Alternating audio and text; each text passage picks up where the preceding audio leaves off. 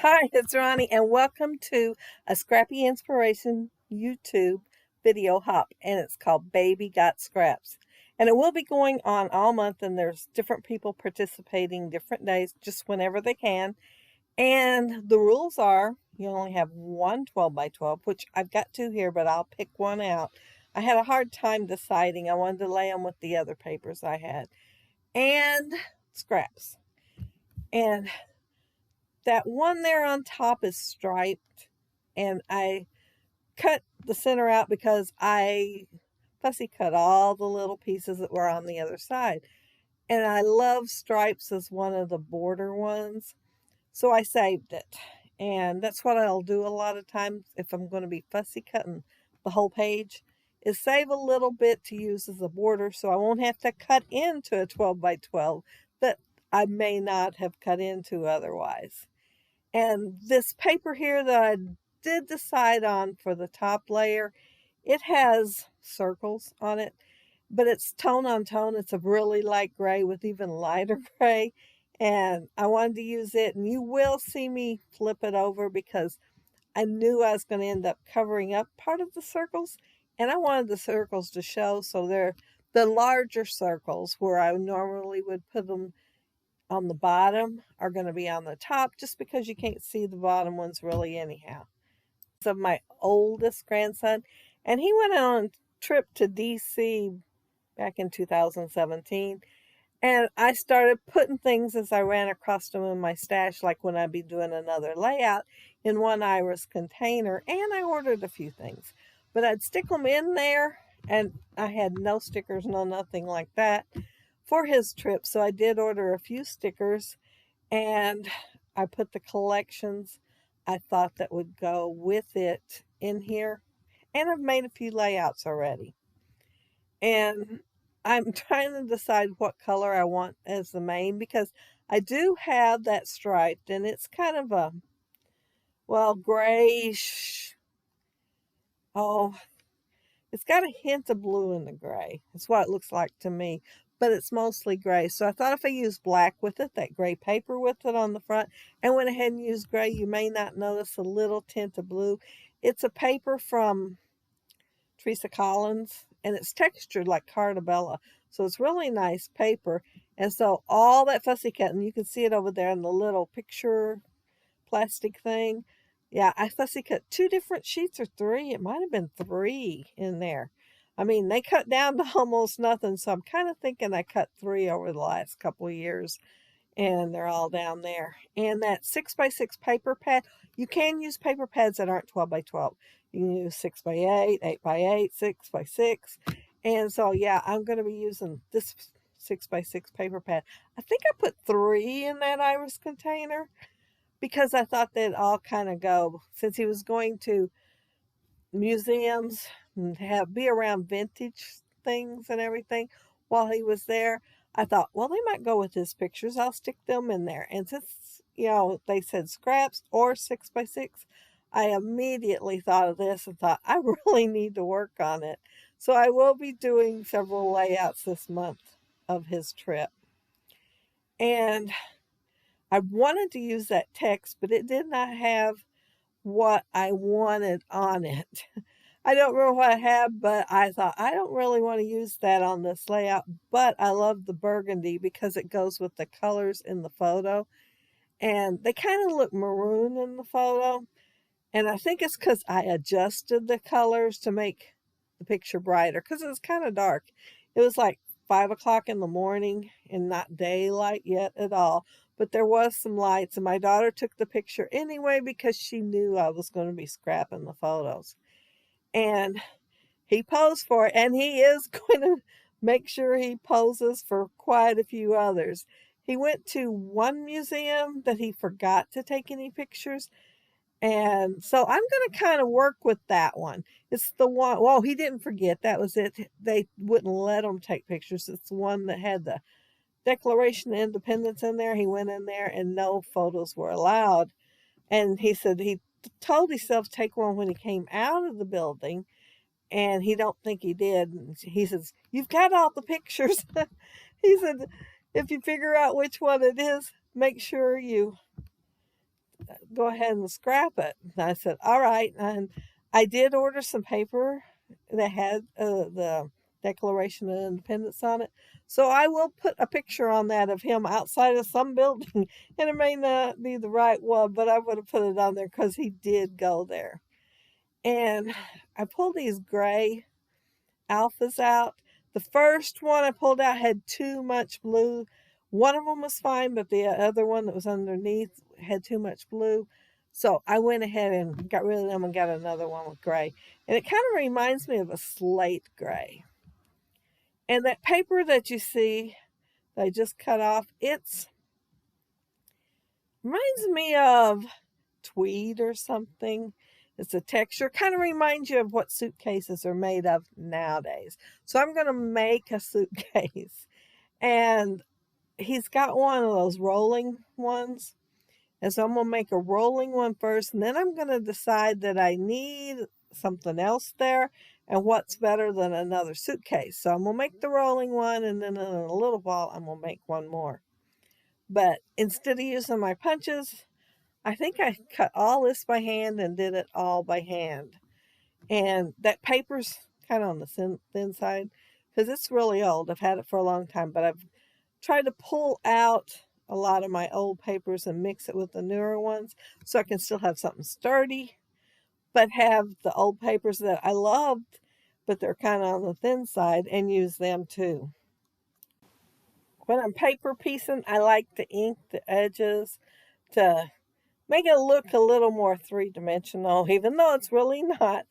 And I cut 2 strips because if you could look at the suitcase, you'd have to be closer to the photo and no reflection. But it's got those 2 places for the poles, the periscope kind of things, go in and out. And I put them there so it looked like they're there. And then I cut a little piece of it's corrugated paper and it's light gray. And I'm going to slide them into the slot that I made so it looks like the handle's coming up out of the suitcase. They're rounded because it was corrugated, and I thought that would give them a more 3D look. And I made them a little on the long side so that I could put them in there, then decided how long I actually wanted them to be and cut off. And the handle part, I'm going to layer it with 3 little pieces of the black so that it'll be thicker and sturdier. And then I'm going to end up putting foam tape right behind the handle when I go to put the suitcase on my page. When I first started scrapbooking, all I had was scissors. And so I made several things for my layouts when I first started and didn't have any punches or anything. At first, I didn't even have the trimmer, but I looked on eBay once and they had a lot where this girl decided she didn't want to didn't want to scrapbook anymore, and she was selling it. So I bought it $15 and got a whole bunch of creative memory stuff, including, trimmer. Well, actually 2, one for photos and another one. So I was pretty tickled with that. It even included, well, it was kind of like a notebook kind of sort of thing with the real thick, heavy pockets and well, they weren't pockets. They were like envelopes that was, had the 3-ring binder holes on it, and then pockets on the side. Anyway, it's hard to believe that all my scrapbooking stuff fit in there at one time.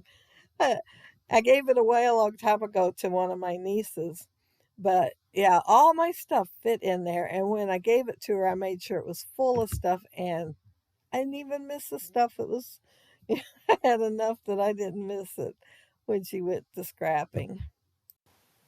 But my title is ready to go because I got to the airport early. And this is one that's about an hour and a half from the house. And then they were taking it to another airport and going on a small jet there.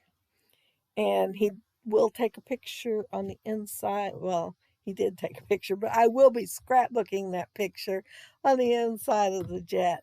So that will be on a different page. And this idea with the handle came from my friend Dorothy that Scrapbooking Quebec. she had used a handle on a suitcase and used the little square from the creative memory. So I thought, rather than think about what I could use to make a handle, I already know. She gave a sample of it, I think it may be a month ago, maybe a little longer. And she also put a strap on it, which I'm going to do too.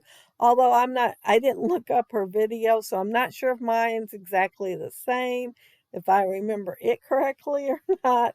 But mine's still going to have a strap around the suitcase. Years ago, they did to help, it helped hold them together. And it's kind of like a belt around there with a buckle and everything. And so it's to represent that. And I think they're really cute. It gives a vintage look to the suitcase. And she also put little triangles on hers. I remember that too. So I put them on this one also.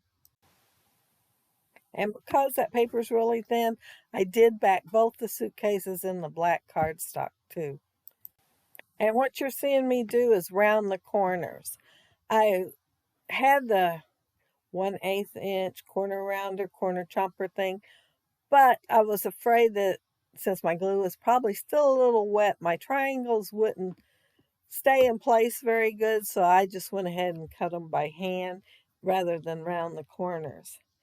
And the little snap looking thing that's on that suitcase, I use the same corrugated cardstock because I kind of wanted it to round up a little, and I figured if it's already rounded, if I punch a hole, it will look rounded still, and it did, so I went ahead and put it on there for a snap. Although I think they usually have like little belt buckles. And there was a chevron arrow in those things I fussy cut, so I went ahead and put one on there. And then there was 2 or 3 hands with a finger pointing, and I'm going to go ahead and use one of them on there too. And I am pointing east. At least when I look at a paper, I think of north at the top, and then at the bottom, south, and left is west and right is east. And it's from high school when the art teacher that I had said, for to make your uh, painting more dimensional, to think of that way, and that anything north you want to look smaller, and anything south you want to look bigger because it's closer to you because you're on the south end. So yeah, things from high school still hang out with me. And of course, that upper right hand corner was just a wee bit too empty. So I had to fill in with something, and I love banners anyway. So I'm going to put a couple up there using the colors that I already used and uh, that pattern paper with the gray, and put them up there. And then I see that map of the whole world. It's like, the globe just kind of flattened out. I fussy cut it out of that paper, and I left just a little bit of edge around it. Instead of it being white, it was like a cream color, and I thought the edge would look good, so I'm just going to put them on top of the banner, not them, it on top of the banner. And I'm also going to put that little going places that I cut out of the paper from Teresa Collins. Yeah, I got that paper along with a bunch of other stuff in a warehouse box years ago. And I guess it was just waiting on me to do this album because a lot of the stuff is going to go with the photos that I have. And so I was glad to have it. And I also had ordered this Echo Park collection, and well, I think ordered 2 that was for travel, so I'd be sure and have plenty of travel stuff because my granddaughter went to New York, and I thought, well, between the 2. So I have done a few of his already, and I don't think I've done any of her New York one except the day she was leaving and she was at the church. I think that's all I've done because she keeps telling me she's going to bring the pictures over and she hadn't, but she did text me 3, so I've got 1 of the 3 done. But in her defense, they did take their cell phones right away because they didn't want to chance them losing them or anything else come up. So that cell phones was not something that they got to actually have control over on the trip. And I pulled out these enamel dots, and there wasn't enough on one page of the color that I wanted. So I had to pull 2 packages out to get the color I wanted. And I'm using the one that's the emptiest first. And then I'm going to use the other one just so I'll have enough to go in all 3 spots there. And don't you see that jet plane up there? I was so tickled over that. And there's one more on the page. And I thought I'd save it for the trip home because he does have a picture of him on the jet coming back home. And I'm done with my layout. I did sprinkle some Heidi Swap tinsel on there earlier because it's a gray color and I thought it'd go really well. And I thought I was done with my layout when I did that, but I decided I wanted that little cluster above the picture. So I had to go back and finish it. I thought, oh, this video is going to be long enough. And so I quit. Oh, no, that one right there. I decided I had to put that little cluster in there. But I was glad I had the scrap of the corrugated paper. It's pretty good sized scrap too, so I ought to have plenty of it. But I was wishing I had it framed out, but I think I cut the chunk out that I used before I ever thought of doing that and started doing it on anything I fussy cut. Or a lot, even black a lot of times, I will just cut from the center so I'll have that outer part left and can use it as a frame. But I'll leave links down there below to the other gals that are going to be doing this hop. They may not be doing it that day, so it will be their channel links, and you can check and see if they did them that day. And if you leave a comment below, I'll get back with you. If you liked the video and hit a thumbs up, I'd appreciate it. If you are not subscribed to my channel, I'd love to have you subscribe. And those of you already are, thank you so much. But have a happy, scrappy week. Take care and stay safe. Bye.